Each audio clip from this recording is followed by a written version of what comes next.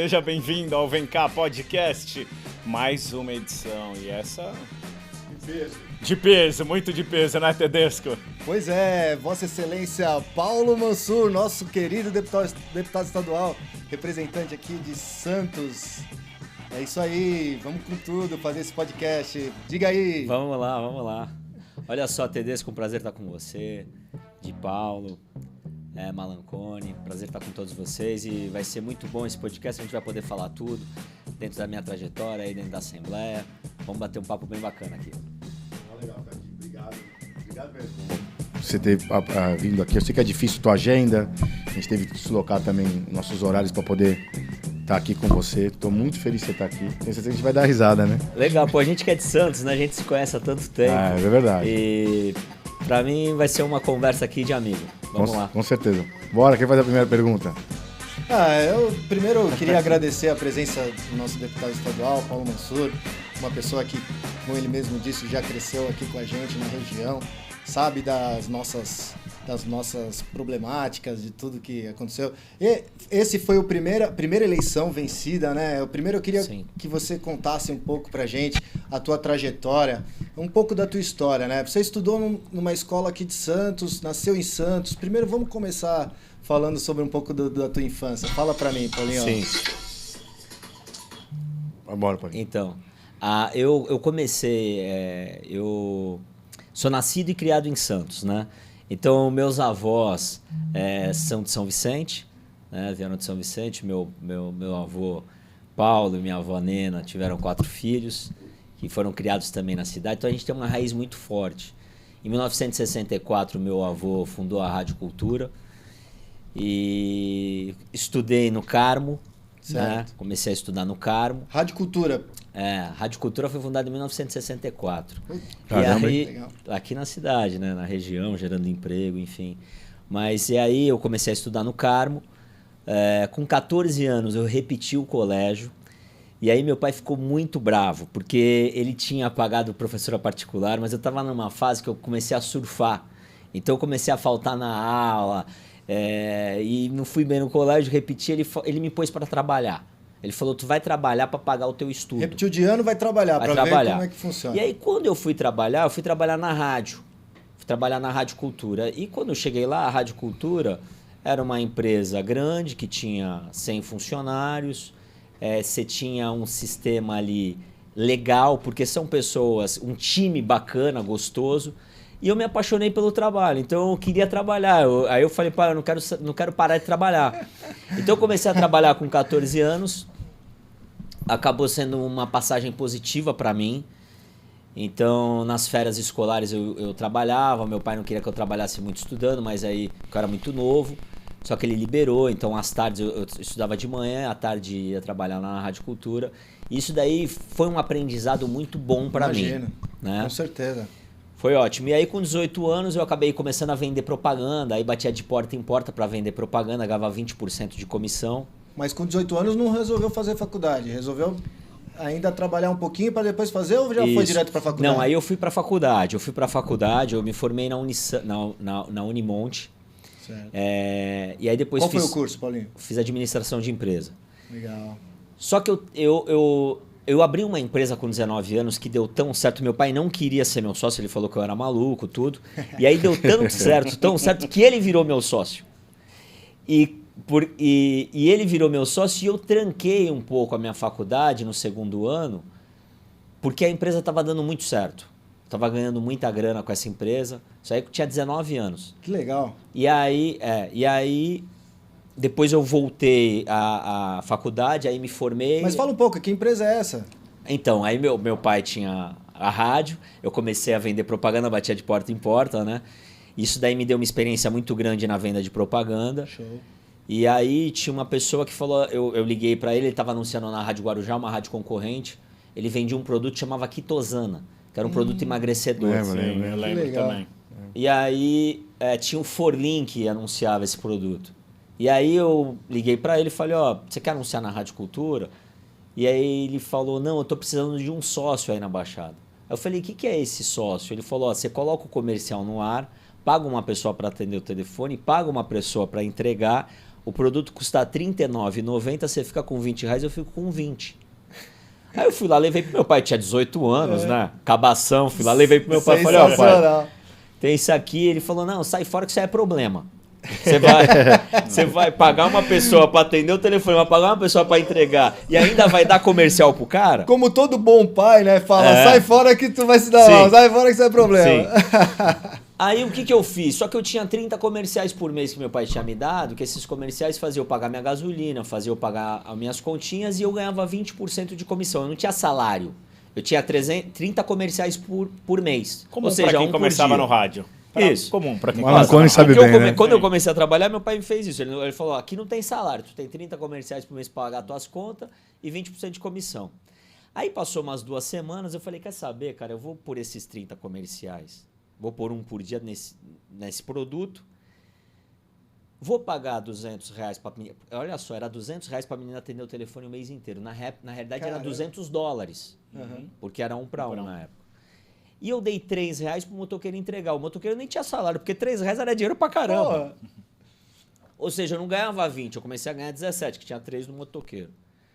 Eu falei, vamos lá. E eu não tinha esses R$200 pra pagar pra pessoa atender o telefone. Mas eu falei, até o final do mês eu vou ter, né? O que aconteceu? O cara começou a vender, primeiro dia vendeu 18 produtos, começou a vender entre 20 e 25 produtos por dia. Pô, deu certo a propaganda então, pô. Pô, o comercial custava $30 na época. Eu ganhava praticamente 20 vezes mais do que... Se fosse vender a janela. Do que um comercial. Certo.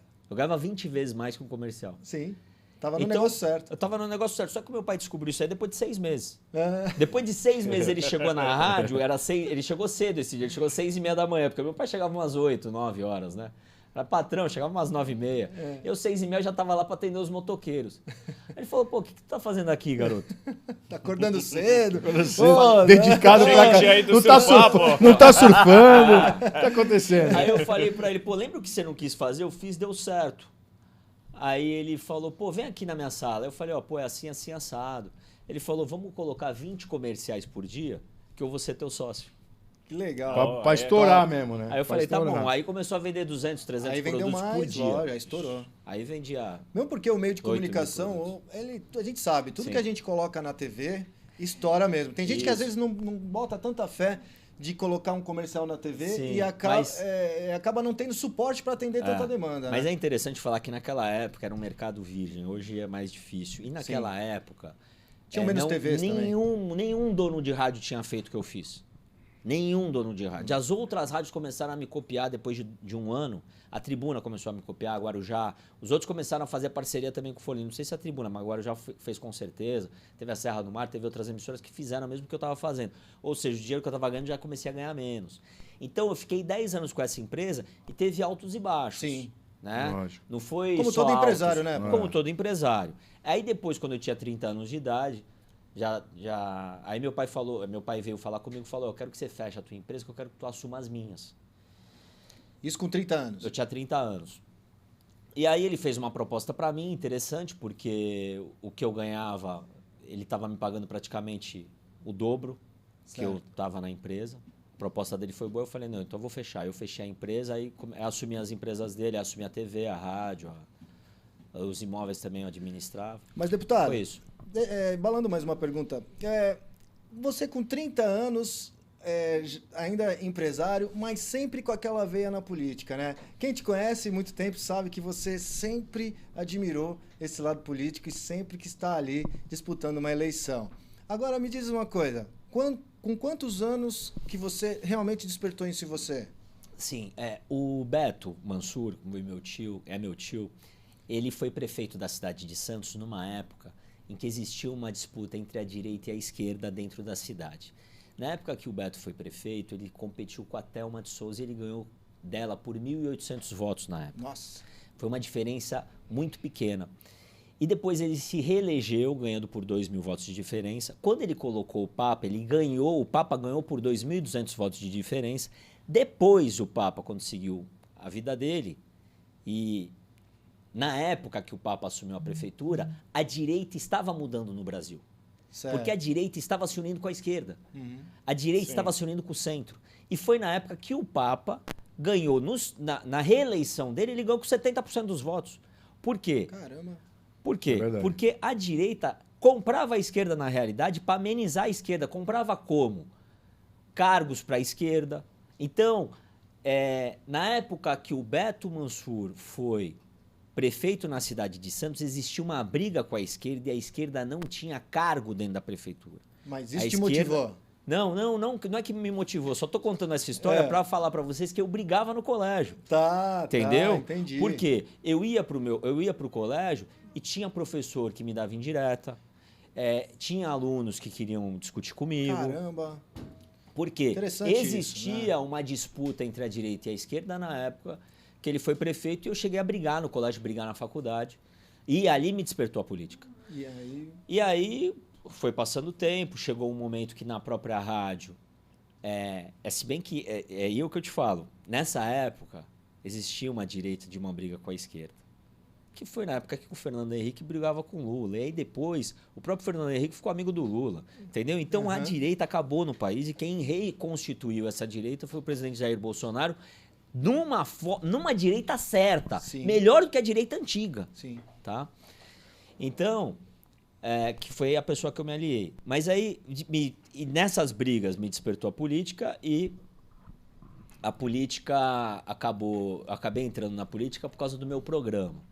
O meu avô foi deputado federal, ele teve um programa que chamava Voz do Povo, eu carrego o nome do meu avô. Até hoje, né? A Voz do Povo, na VTV. Aí tem a Voz da População, eu acabei no pondo a Voz do Povo. Ah, Voz da População, Isso. Exatamente. Mas o meu avô tinha a Voz do Povo, que ele deixava as pessoas entrarem no estúdio, elas pediam o que elas queriam, ele fazia a doação. E aí ele pedia no rádio e o pessoal que escutava dava para essas pessoas. Por isso que era a Voz do Povo. O povo pedia, ele fazia fila no quarteirão, entrava no estúdio, pedia o que queria e aí ganhava através de alguém que doava. Isso daí em 1964. E aí um dia eu falei, carrega o nome do meu avô, vou fazer um programa para ajudar as pessoas, vou homenagear ele. E aí quando eu abri esse programa no rádio, que era uma vez por semana, eu comecei a ajudar muitas pessoas. E comecei a ir em muitas favelas dentro da cidade. México 70, São Bento, fui em todas as favelas que pode imaginar. E comecei a ver um lado muito grande da pobreza. E aí eu resolvi... E aí eu fui fazer um pedido pro meu pai. Porque meu pai sempre foi negociado com ele. Meu pai é árabe. Sempre foi... Eu falei, pai, quero fazer um programa na TV. Aí ele, não, você tá louco? Não vai fazer programa na TV. Sai fora, eu estava no rádio. Falei, beleza. Aí eu fiz um piloto do que eu queria. E aí meu pai tava com umas casas que ele não alugava fazia um ano. Isso quantos anos você tinha, Paulinho? Eu tinha 30 anos. O programa vai fazer 10, tinha 31 anos. Meu pai tinha umas casas paradas que não alugava de jeito nenhum. Fui lá, arrumei a casa, aluguei as 4 que ele tinha. Aí ele falou, vou te dar uma comissão. Tu fez um... Falei, não, eu quero o meu programa. Comecei a assistir o meu programa. Ele falou, então põe no ar esse troço aí, 3 meses, se der errado, tu tira. Falei, tá bom. Aí eu fui lá e pus no ar. Aí deu certo. E hoje é um sucesso. Que aí eu arrumei patrocínio, tudo. Que se chama Voz da População, que é um programa policial, correto? Sim. É um programa policial. Ele começou com uma vertente de ajudar as pessoas. E aí depois ele se transformou num policial. Em primeiro lugar, até a gente fazer a primeira pergunta para você, quero agradecer a Pri, que conseguiu fazer a reunião. A Pri, um abraço, Pri. Se eu não mandar um abraço para ela, fica brava, Paulinho. Vamos. Queria agradecer também o Gottfried aqui, a Motors, que a gente não falou deles no começo. Kia Motors, melhor negócio pro seu seminovo e zero. Agradecer o Ricardo da Star Diesel por estar aqui patrocinando o programa. Agradecer o Hideout, que nunca trouxe nada aqui pra gente, mas a gente vamos agradecer o Hideout. Nós temos Malancore. O importante é que a gente bebe depois dos programas. Depois do programa. Durante não vai dar muito certo. Come aquele amendoim. Melhor depois, né? Come aquele amendoim. Paulinho, eu lembro que eu já fui no teu programa uma vez, foi muito legal. Fui lá tocar uma vez, foi uma brincadeira, foi muito legal. Você falou da minha vida, foi até emocionante pra caramba, porque a gente tem uma amizade muito, acho que mais de 20 anos, muitos amigos em comum.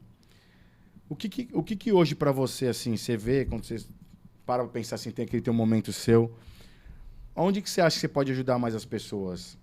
No seu programa, na política? O que te realiza mais hoje? Porque o teu programa, quando começou, não tinha audiência, lógico que tem hoje. Hoje você atinge várias coisas.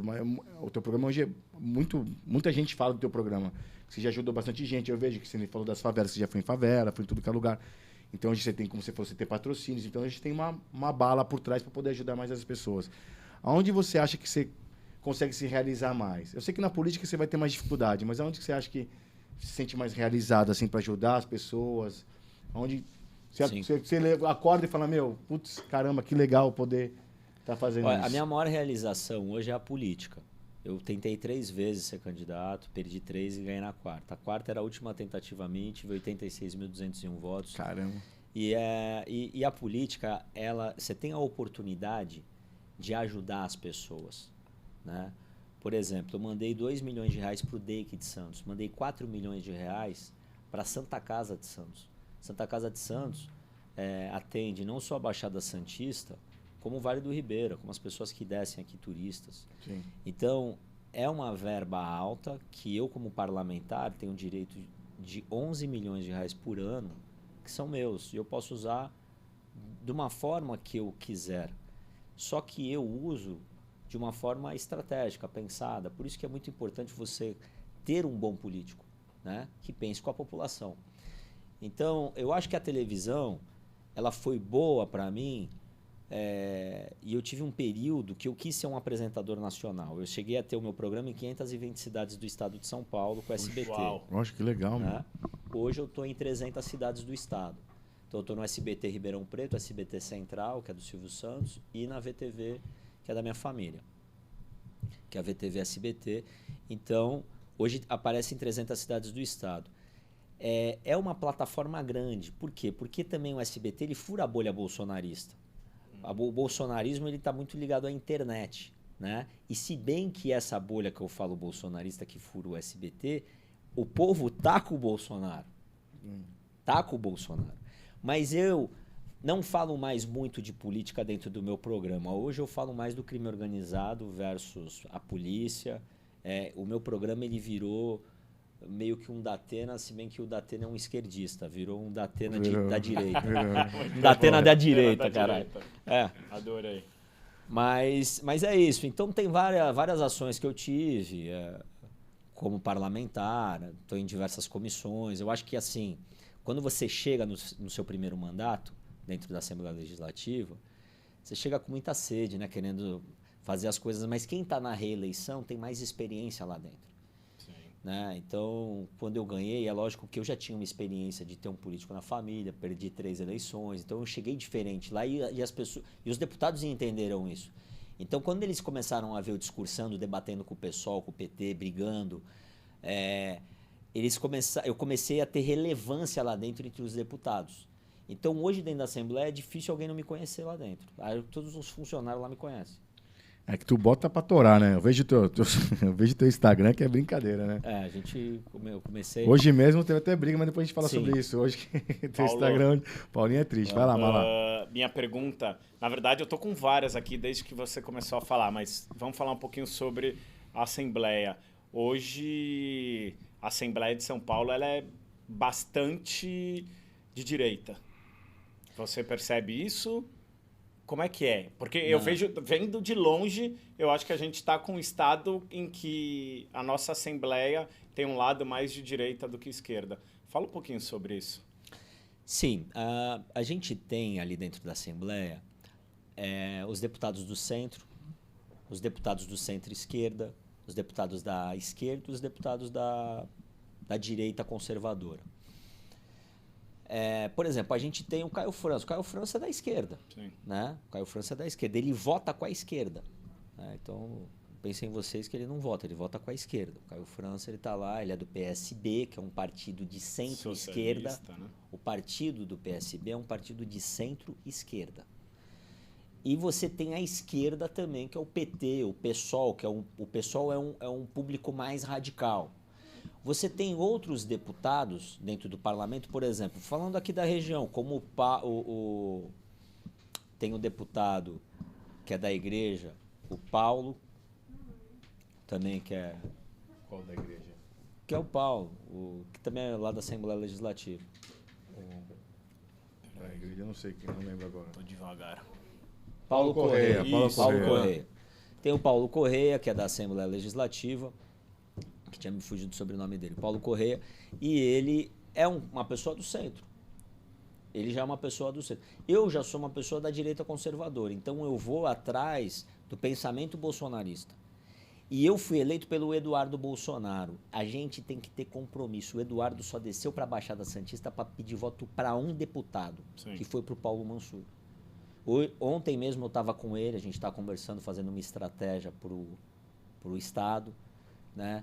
Então ele é uma pessoa que ele pôs a confiança dele em mim, vai ter diversos candidatos que eu vou lançar para vereador dentro do Estado de São Paulo, que eu já estou levando para ele, e todos esses candidatos a vereador vai ter o meu apoio dele. Então a gente está fazendo o 01, que vai ser o apoio, vai ter o 02, o 03, tudo dependendo das cidades, que a gente vai apoiar mais, que a gente vai apoiar mais ou menos, e é que a gente está fazendo esse bloco. Então, dentro desse bloco está o Paulo Bilinski, está o Mário Frias, está o Eduardo Bolsonaro. Então, são pessoas que a gente está junto, está próxima. E eu tenho fidelidade, eu sou assim. Eu acho que assim, a gente que é empresário, né? Eu contei aqui um pouco da minha história, que eu comecei cedo a trabalhar. A gente tem palavra. Quando eu entrei na política na primeira campanha, eu fui enganado. Eu entrei pelo PSDB na época que o PSDB era a direita. Isso daí eu estou falando há 15 anos atrás. Né? Pra mim, na época do Aécio Neves. Eu fui filiado ao PSDB. Mas não tinha que partido entrar na época. Não tinha que partido entrar. E eu fui candidato a vereador em Campinas. Fui candidato a vereador em Campinas e ganhei lá e perdi. Eu estava no partido errado. Tá? Aí depois eu fui deputado estadual, candidato a deputado estadual, dobrando com o Beto, que eu achei que tá aí. Eu já tinha visto o Bolsonaro, comecei a falar pro meu tio do Bolsonaro. Só que o meu tio, ele já estava numa outra linha. Meu tio já estava há 30 anos na política. Meu tio, ele era muito aliado ao Temer. Meu tio sempre foi um cara de direita, mas não radical como eu. Não radical como eu. Meu tio era um político. Sim. Né? Ele é um político. Mas ele sempre foi um cara da direita. E aí, votou no Bolsonaro, enfim, mas não radical quanto o Bolsonaro. Quando eu descobri o Bolsonaro, foi que eu me descobri politicamente. Certo? O meu avô teve o descobrimento dele político, o meu tio teve o descobrimento dele político, eu me descobri com o Bolsonaro. Quando eu me descubro com o Bolsonaro e acaba aquela eleição de deputado estadual, que eu não fui bem, eu me descubro, quando eu volto para a TV, eu volto defendendo o Bolsonaro. Então, quando eu começo a defender o Bolsonaro em 500 cidades do estado de São Paulo, dentro do meu programa, onde todo mundo estava batendo nele na pandemia, por exemplo, foi aí que a SECOM me chamou para dar uma entrevista nele. Que ele falou, pô, quem é esse maluco defendendo o presidente Bolsonaro no SBT em 520 cidades? Porque todo mundo só metiu porrada nele.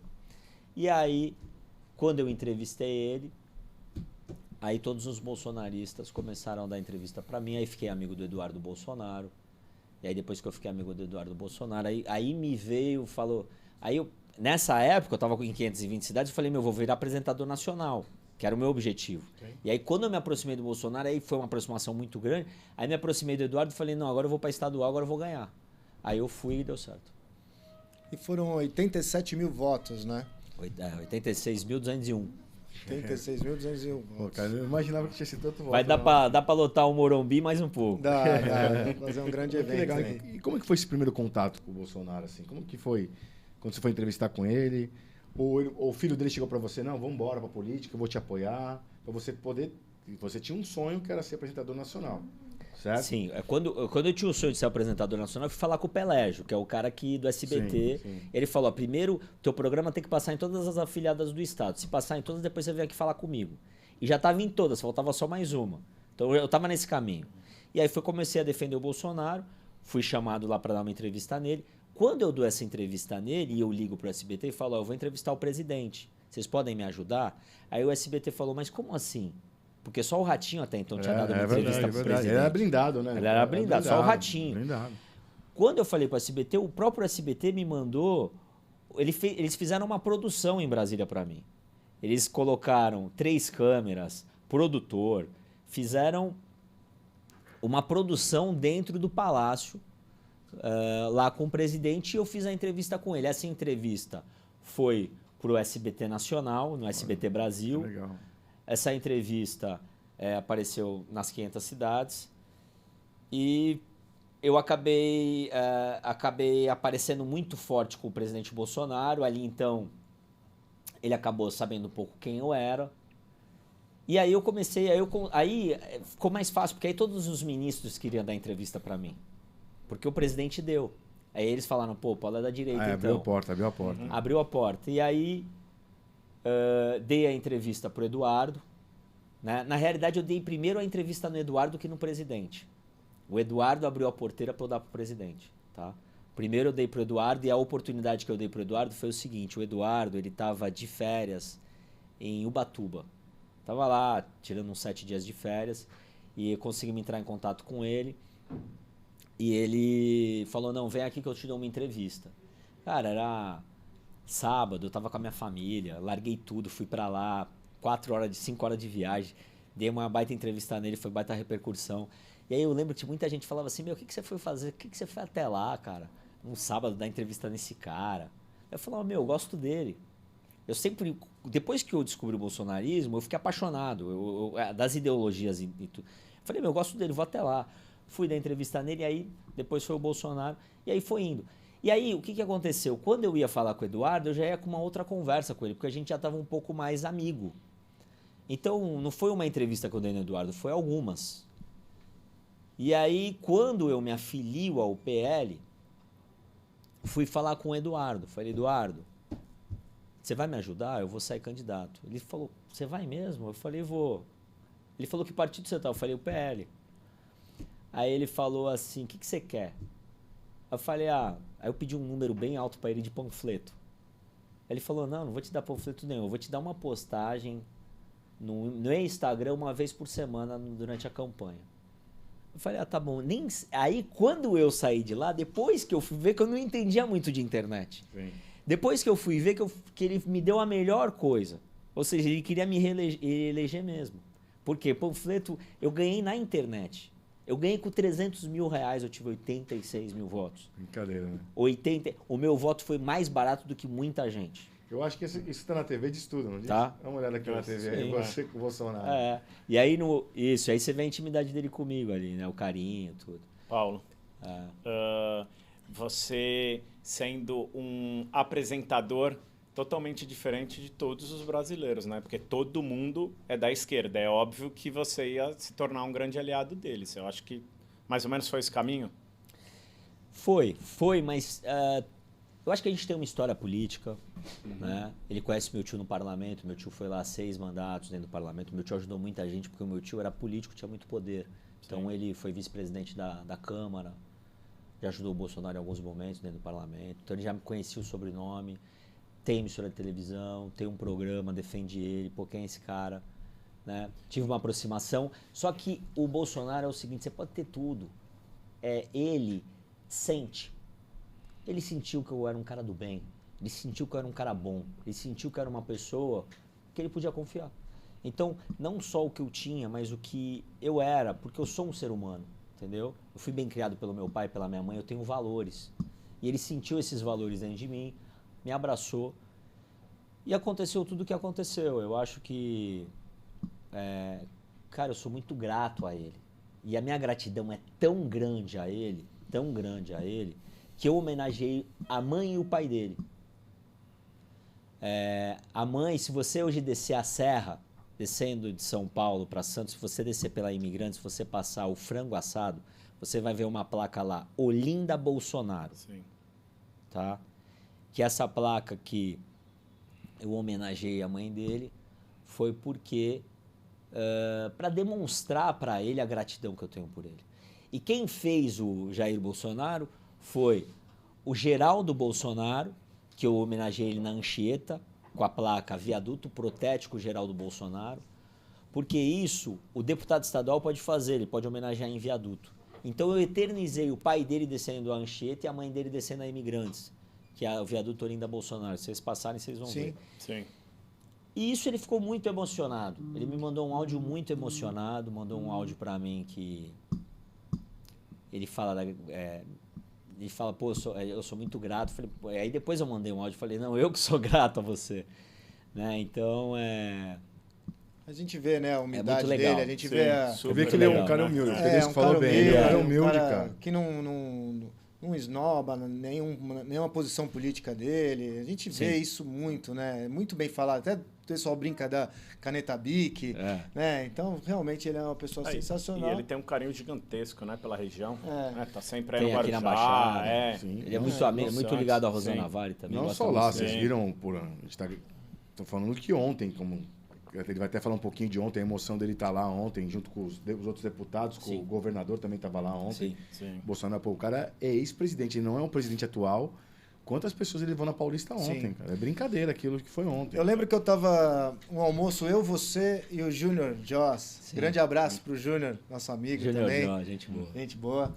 E a gente tava ali na Rua da Paz, almoçando, paramos o que estávamos trabalhando e tal, e aí estávamos nós três. E foi antes de você ser eleito. Lógico que você não vai lembrar, porque faz um tempo já. As eleições foram em outubro de 2022. Você entrou para o mandato em março, né? Sim. De 23. Já faz um ano, a gente já vai falar dos seus projetos de lei. Mas, e aí você disse para mim, caramba, Tedesco. Eu falei, você vai se candidatar? Ele falou, vou me candidatar. E eu tô certo do que eu quero. E você contou essa história para mim, de quando você se apaixonou pelo bolsonarismo. E aí você falou, puta, eu sinto que eu tô no caminho certo, Tedesco.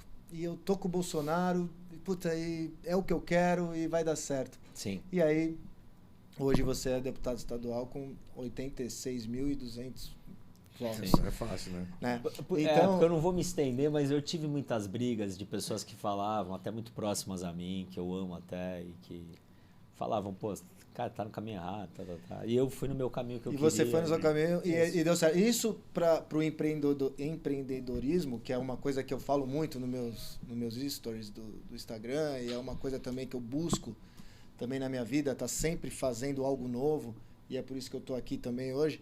E também sempre tentando abrir uma nova empresa, eu não consigo ficar parado, e eu vejo que você sempre foi assim também.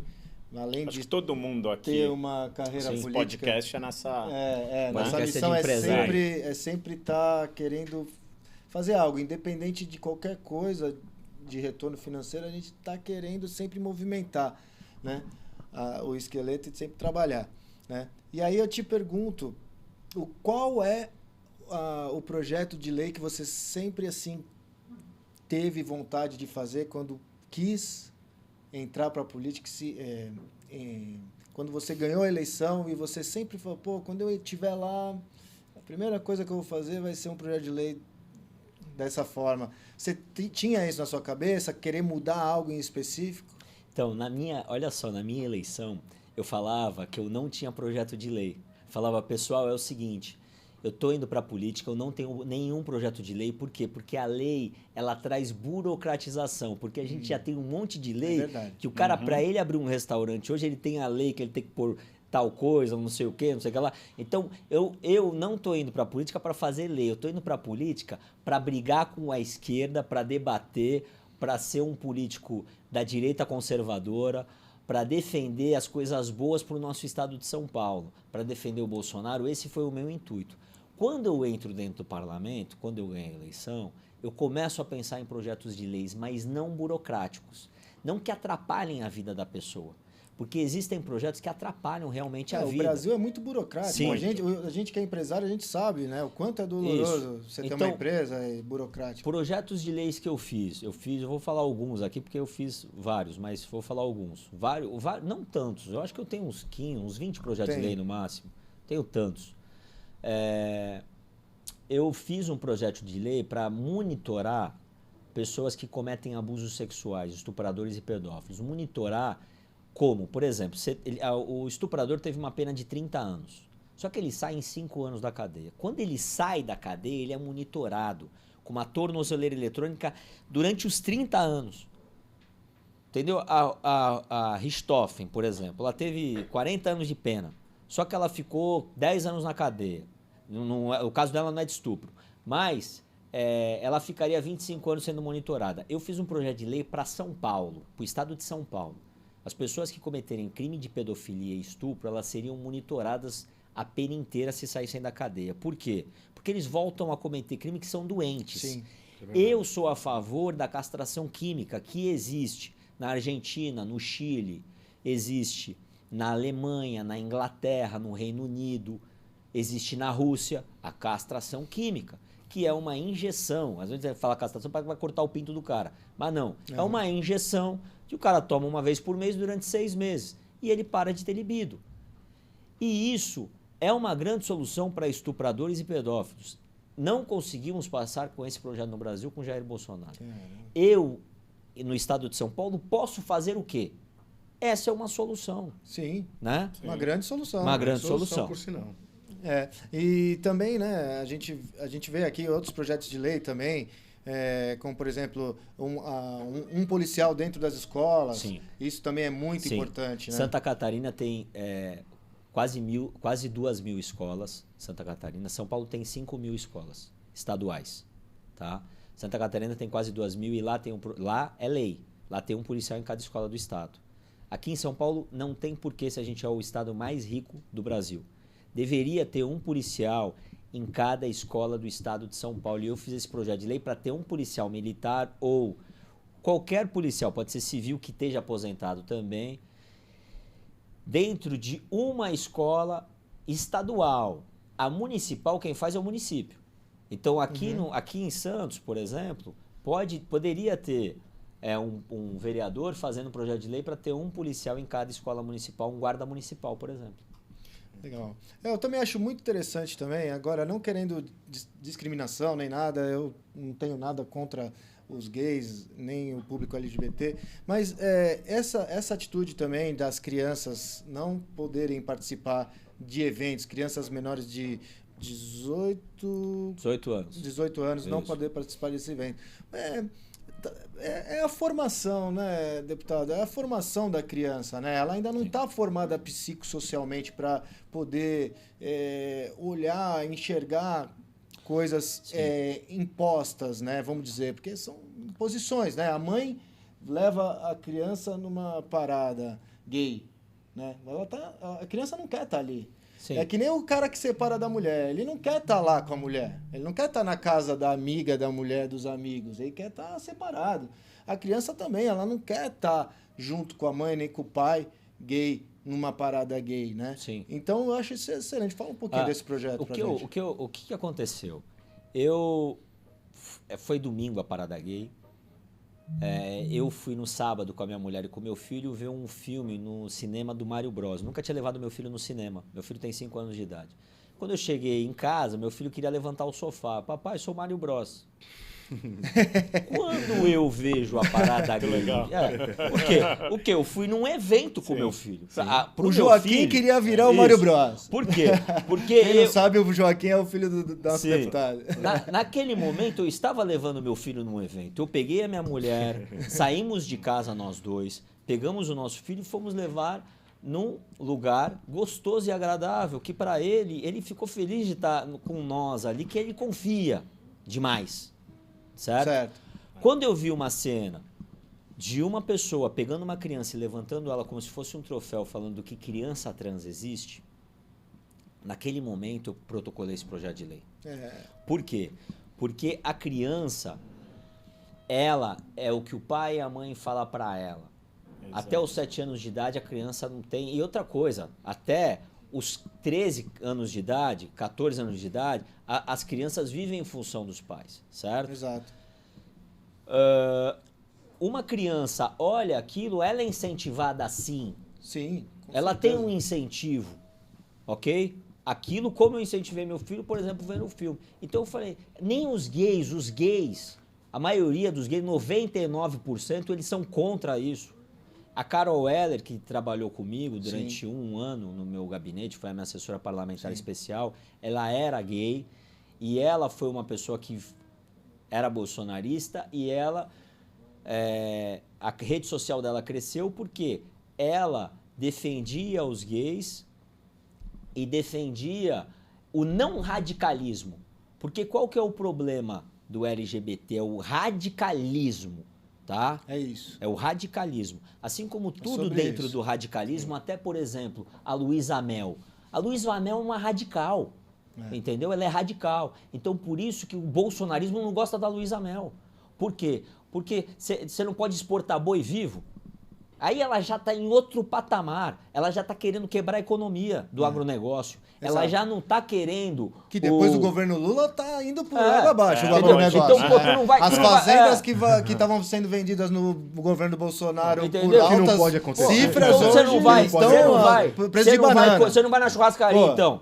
Entendeu? Não. Então, tipo... O que não pode acontecer, aconteceu que apareceu até ontem na televisão, que foi 19 mil bois num navio só. Isso não pode acontecer.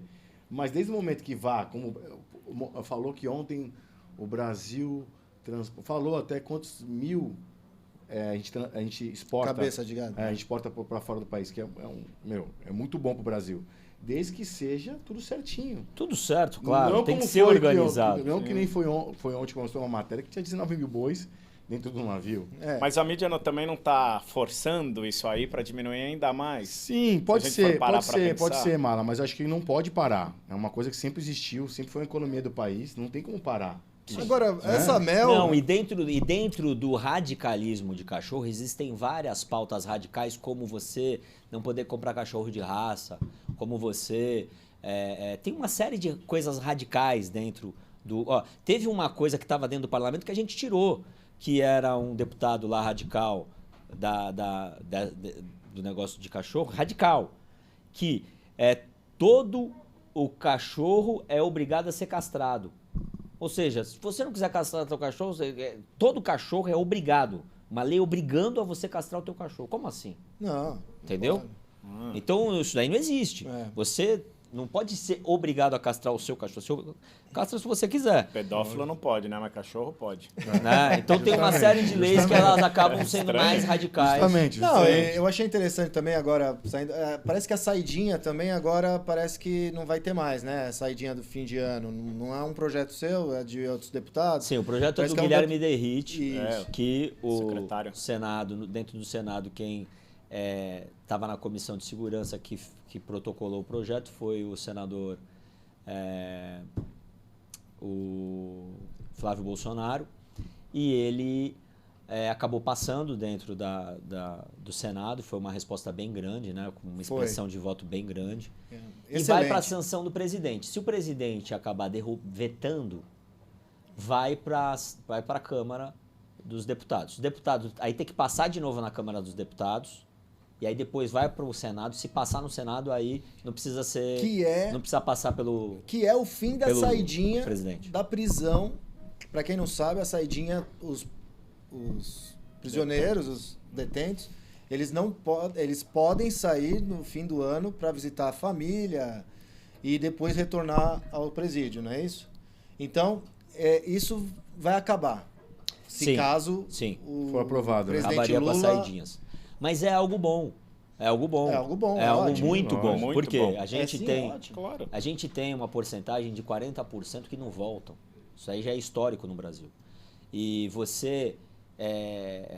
tem vários crimes que acontecem, por exemplo... Esse fim de ano mesmo, parece que tiveram 15 detentos que de uma vez não voltaram. Né? Não, e o pior é que, por exemplo, vou falar um caso só que já vale a pena todo mundo ficar preso. No Rio de Janeiro teve um show da Taylor Swift, que um rapaz foi na saidinha, estava solto, ele tinha 100 processos. No último processo que ele tinha, ele não poderia se aproximar de uma loja de chocolate 100 não podia estar a 1 km da loja de chocolate. Ele estava a 500 metros da loja de chocolate, 500 metros. Ele matou um engenheiro de 26 anos. Meu Deus. Porque ele não entregou o que ele queria. Estava assaltando um rapaz de 26 anos. Ou seja, tinha toda uma vida pela frente, um engenheiro na faculdade. Imagina. E aí foi uma saidinha. Uma saidinha. Que eu acho que só tem no Brasil, né? Que poderia ser a gente. Sim. Não. Qualquer um de nós. Que, se eu não me engano, só tem saidinha no Brasil, né? Não é isso ou não? O único país que tem ou não? Eu acho que o único país que tem saidinha é o Brasil. Pode ser. Que permite esse negócio Pode de ser. Eu saidinha. também não sei. Algum país da América Latina E assim, deve ter também. Débora Nóbrega, minha assessora. Daqui a pouco ela está escrevendo aqui. Vai fazer um ano aí que eu passei por um baita de um perrengue. Tentaram me assaltar aqui em Santos. Eu reagi, deram 5 tiros no meu carro. Não é blindado, por Deus, anjo da guarda, eu fui liberado. E a primeira coisa quando chegou uma viatura foi, com certeza queriam tomar uma cervejinha. Uma coisa complicada, eu sou 100% a favor de não ter mais saidinha e também sou muito a favor do que está acontecendo nesse momento aqui na Baixada Santista, em especial em Santos. Sim. tem muita gente criticando. Deputado, o que você fala para esse pessoal que está criticando? Olha, é um absurdo. Né? A gente precisa... se a gente pega... teve o presidente... Escreve aqui, Débora, para mim. O presidente da... Vai lá que eu gosto de falar dele. Ela já está escrevendo. Enquanto ela vai falar dele aqui para mim, eu vou falar que eu mandei 5 milhões de reais para o Guarujá. Destino meu de verba parlamentar para investir em monitoramento para ter câmera no Guarujá que não tem. Vão ser 23 pontos de monitoramento. Em Santos tem, mas no Guarujá não tem. No Guarujá não tem. Estou mandando 5 milhões que vai cair agora em março. Tá? Para pôr câmera. Para pôr câmera no Guarujá. Eu estou mandando 10 milhões para a segurança pública. A gente tem, por exemplo, se você quiser combater a criminalidade, realmente você precisa investir em presídio e ter presídio de segurança máxima, não esse daí que os presos presídios, e que as pessoas dentro das leis elas fiquem presas. É só assim que você tira a bandidagem, a criminalidade do mercado. Senão você não tira, como é o Salvador, que tem um presidente que acabou fazendo lá uma tolerância zero na criminalidade. Mas ele tinha um STF com ele tinha os deputados com ele, e com isso ele acabou implementando tudo o que ele queria. Porque é muito difícil você implementar as leis sem você estar com o Supremo do seu lado. Então, no país dele, em El Salvador, ele acabou tendo o Supremo do lado dele, ele conseguiu implementar tudo isso, que no Brasil não é o caso. Então, o que a gente pode fazer hoje, através da segurança pública, é o que o Tarcísio está fazendo. Muito bem. O que o Tarcísio está fazendo hoje? Colocando a polícia para prender bandido, e muitas das vezes a justiça acaba soltando o bandido, infelizmente. Entendeu? Então, por quê? Porque existem os meios da justiça de soltar o bandido. Porque ele é o primário, enfim.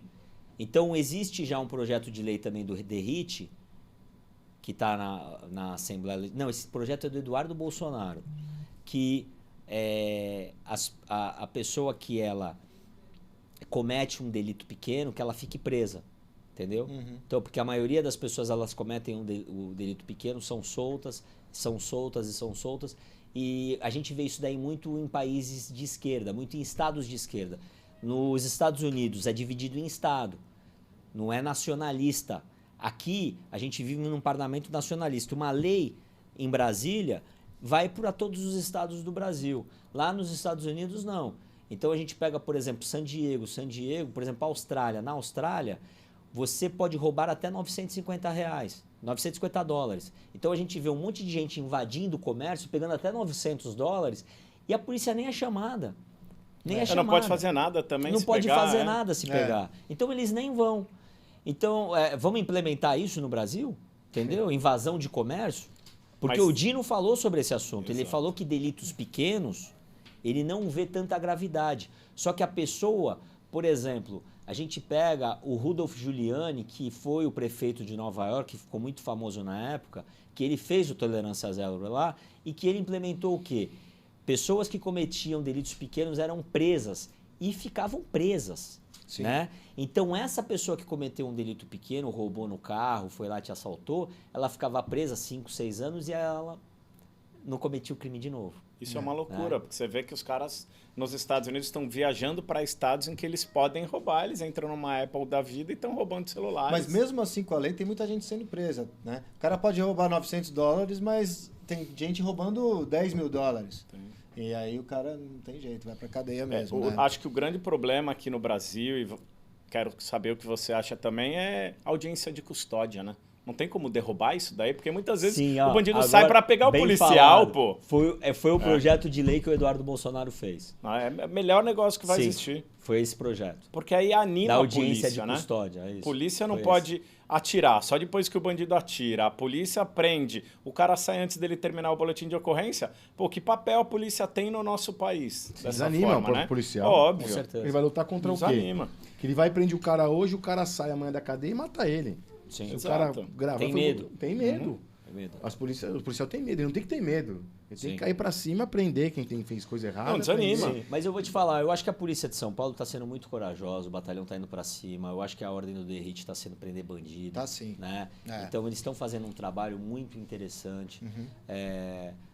O policiamento nunca teve tão forte na Baixada Santista, nunca teve uma resposta tão grande para o crime organizado do jeito que está tendo, né? Com operações, a Operação Verão agora veio forte, Operação Escudo.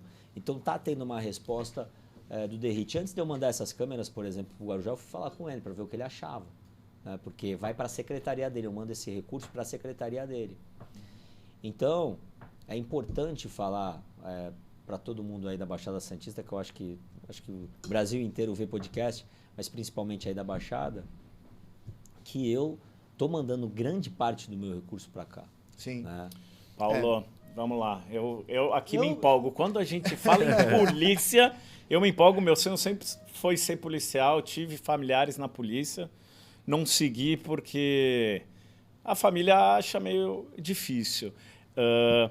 Uma coisa que eu achei que o Bolsonaro fez de fenomenal foi não vender ministério. E o Tarcísio está seguindo na mesma linha, porque o DERIT, nosso secretário de Segurança Pública, é um policial. Sim. E isso eu acho que também é muito importante. Isso foi, para mim, uma das grandes revoluções que o Bolsonaro fez, colocando Tarcísio no Ministério de Infraestrutura. A gente já tem um técnico ali, já tem um engenheiro especializado e fazendo com que isso venha agora de cima para baixo, né? No Estado também. Não vender o cargo político, não vender o ministério, não vender a secretaria. Botar o DERIT aí, lógico que isso ia acontecer e deixa a gente muito feliz. E você vê que o Estado de São Paulo quer isso. Quer muito. Na proposta do governador Tarcísio, quando ele estava candidato, ele falou que faria uma secretaria técnica, que falou que o primeiro, segundo, terceiro escalão seria técnico, e que ele ia privatizar a Sabesp, e ele está cumprindo tudo que ele está falando. Então, não vem esse pessoal aí do Come Mortadela falar que a privatização da Sabesp, o povo não quer a privatização. O povo quer a privatização, senão ele não estava eleito, porque ele falou que ia privatizar. Então, a gente tem hoje 22 secretários, e que nem na época do presidente Bolsonaro, você tinha 22 ministros, ele tem 22 secretários técnicos dentro do Estado de São Paulo. Você pega a Natália Rezende, que é uma super secretária técnica, né? Tem pós-graduação, mestrado em meio ambiente, ela tem uma série de MBA dentro de infraestrutura. Você pega também o secretário de saúde do Estado de São Paulo, é médico, né? Então, você pega também o DERIT, já foi policial. Então, ele pegou isso daí, essa bagagem, esse aprendizado com o Bolsonaro. Sim. Porque o DERIT, ele é um cara inteligente, né? Ele passou num concurso público em primeiro lugar, num dos concursos mais difíceis que o Brasil tem. Só que o Bolsonaro, ele tem um tipo de inteligência, certo? Ele tem um tipo de inteligência. O Bolsonaro é muito inteligente. Então, quando ele foi para presidente, ele já tinha estudado o Brasil. Ele já tinha visto o que ele ia fazer. Ele falou, vou ser presidente para fechar a torneira da corrupção. Isso daí nunca foi visto na história do país. É verdade. Ele secou os meios de comunicação, ele secou tudo. Eu acho que, por exemplo, mas você tem meio de comunicação? Tem, certo? Agora, o que eu falo é o seguinte, tem que ter investimento dentro dos meios de comunicação? Tem, mas precisa ser técnico. Eu vejo que, por exemplo, na política, você tem uma verba de comunicação. Essa verba de comunicação ela precisa ser gastada tecnicamente, com a audiência dividida, certo? Se a Globo... você tem R$1 milhão para gastar na mídia, estou dando um exemplo, tá? Se a Globo tem 50% do mercado, que 50% fique com ela, não 80%. Estou dando um exemplo. E que 50% seja dividido entre as outras emissoras, que seja dividido. Então, hoje com o resultado técnico de audiência, você consegue também fazer uma mídia técnica. Isso mostra isonomia também, né? No meio de comunicação, né? Sim. Outra coisa. Vamos falar um pouco da nossa região aqui, que nosso tempo também já está curto. Vamos. Como é que está essa discussão da comissão de transportes, né? O deputado já fez vários questionamentos quanto ao congestionamento do sistema imigrantes Anchieta e também do alto preço da tarifa. Qual a solução, deputado? Olha, é um contrato que já existe, tá? É um contrato de 30 anos dentro da Ecovias. Eles possivelmente vão ganhar, o governador Tarcísio já liberou um estudo para o segundo, porque, por exemplo, para você fazer um estudo para a segunda pista da Ecovias, é um negócio de 4 bilhões de reais. Sim. Não é um negócio que leva 3 anos para fazer um estudo. As pessoas que vêm aqui para a região não acreditam na obra que foi feita, né? Dos túneis. É uma coisa então incrível. É um negócio, não é como subir um prédio. Você vai fazer uma outra imigrante. Sim. Então, já está sendo feito um estudo para fazer a segunda pista da Imigrantes. Eu conversei com o pessoal da Ecovias, com o presidente da Ecovias, falando do problema do Santista, das pessoas da Baixada Santista, que quando descem a serra, quando tem a operação subida, tem que descer pela Anchieta pagando o mesmo valor. Esse foi o meu maior questionamento para eles. Falei, pô, como é que a gente vai pagar R$30? 35,30. Sim. Tá ligado, hein? 35,30. Como que a gente vai pagar esse valor descendo pela Anchieta se a gente tá pagando o valor da Imigrantes? Certo? Então, por que quando está tendo a operação subida, a gente não paga, por exemplo, 20? Certo? Exato. Isso daí foi o que eu levei para ele. Justo. Concordo. Tô certo com esse Eu questionamento? sempre faço a mesma reclamação. Sim. E trabalhei na área de infraestrutura e trabalhei bastante com a Ecovias. Concordo bastante. Né? E aí, o que eles falam, eles sempre têm uma resposta para tudo. Com certeza. A realidade é essa. Eles sempre têm uma resposta para tudo. Agora, falar que eu não estou questionando, falar que eu não estou entrando com requerimento, eu estou entrando com requerimento, certo? Eu até sugeri, por exemplo, existem em outros estados propaganda nos pedágios, existe. Sim. Eu até falei... Isso é ótimo. Gera emprego, você tem também... Isso é um projeto faz tempo que já está para ser apresentado, né? Sim, tá. Isso daí está um pouco na minha mão. A gente está discutindo para ver se eu apresento lá dentro da Assembleia.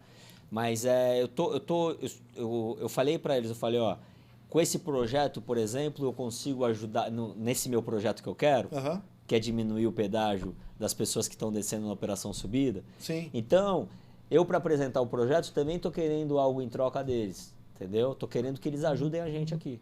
Ah, legal. Né? E é isso que a gente espera, né? Sim.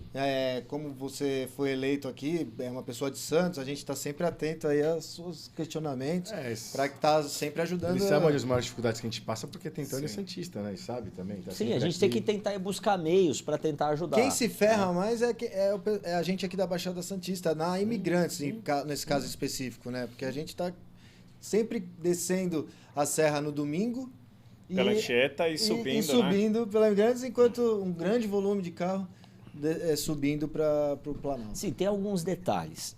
O turismo gera economia para a nossa região, e que é muito importante.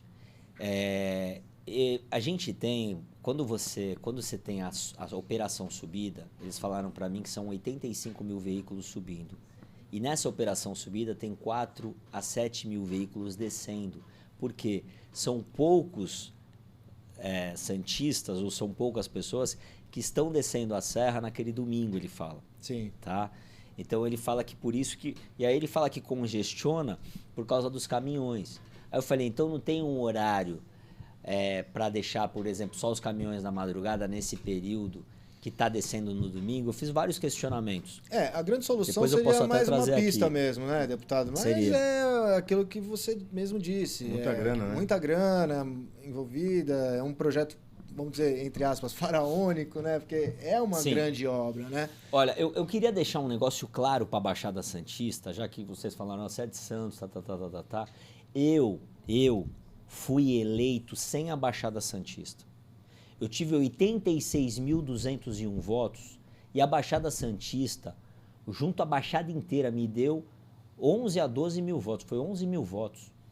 Caramba! Se eu não tivesse a Baixada Santista, eu estava eleito. Eu falei isso daí para minha mãe. E minha mãe pediu voto pra caramba para mim. E por que eu tô falando isso daqui para vocês?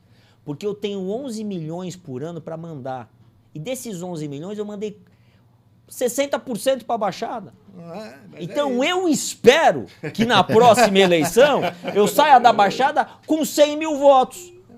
O mínimo, né? Sim. O mínimo. mínimo Eu espero que de provavelmente. Santos, que eu tô mandando 4 milhões pra Santa Casa, tô mandando 2 milhões pra reforma do DEIC, tô mandando 5 milhões lá pro Guarujá pra monitorar, e entre outras coisas, tô mandando 1 milhão pra fazer a calçada de São Vicente, tô mandando agora 2 milhões pra fazer asfalto em Praia Grande. Vou mandar dinheiro para Cubatão, eu estou ajudando a Baixada. Então eu espero que a Baixada reconheça isso do Paulo Mansur. Eu agradeço o voto, né? eu agradeço o voto que eu depositei em Vossa também. Excelência. Mas eu fico muito mas é bom, às vezes, que as pessoas não sabem disso, o Tedesco, o Malancone. Que ele está fazendo isso. É legal você vir aqui falar, porque com a galera que assiste o nosso podcast, Vem Cá, são pessoas influentes na Baixada Santista. Eu acho legal as pessoas saberem isso, que você está fazendo isso pela Baixada Santista. Sim. Se fosse outra pessoa, pensa assim, não tive quase voto nenhum lá, vou ajudar por quê lá? Entendeu? E é legal isso da tua parte, que a tua família sempre ajudou muito o Santos. Sim. A família Mansur. Estou falando pela família. O Beto, que sempre foi candidato. O seu pai também, por fazer várias coisas na rádio, gerou muito emprego para a cidade. A sua família é uma pessoa que é muito influente aqui em Santos. E é legal para as pessoas saberem que realmente você fez isso pela gente aqui. Eu votei em você, não é porque você está aqui, você sabe disso que eu votei em você. Você é meu amigo particular. Isso não vê ao caso, se é meu amigo particular ou não. Mas o legal é que as pessoas saberem que você está fazendo pela nossa cidade. Sim. Isso é muito legal. E é por isso bastante. que a gente te Parabéns. chamou Obrigado. aqui, É. porque você é uma pessoa de extrema importância, Sim. tanto para nossa cidade, Sim. como para o nosso estado também. Sim. E com certeza vai ser para o nosso Brasil também, Se Paulo. Deus quiser. Obrigado. Eu agradeço quiser. a tua presença. Muito Queria que feliz você mesmo. fizesse as últimas considerações. Malancone também quer dar uma palavrinha de Paulo. Olha, eu quero agradecer vocês por esse bate-papo, o Malancone, de Paulo e Tedesco. Tedesco, grande gente boa.